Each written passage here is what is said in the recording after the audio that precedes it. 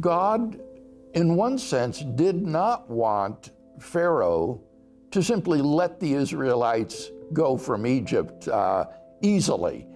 And so Pharaoh's heart was hardened, necessitating God to bring these plagues upon Egypt that would demonstrate his mighty power both to the Egyptians and to the Israelites as well, and thereby free them from slavery in Egypt. Now, I don't think that God immediately caused Pharaoh to harden his heart. In other texts, it says Pharaoh hardened his heart. Pharaoh did it.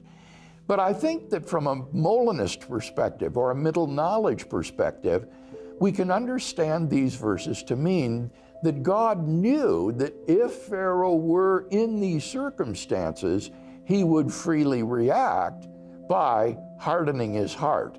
And so by placing Pharaoh in those circumstances and leaving him free to do whatever he wanted, God, in effect, weakly actualized Pharaoh's hardening his heart. He didn't do it directly or strongly, but he did it indirectly and weakly by putting Pharaoh in these circumstances where he knew he would do this.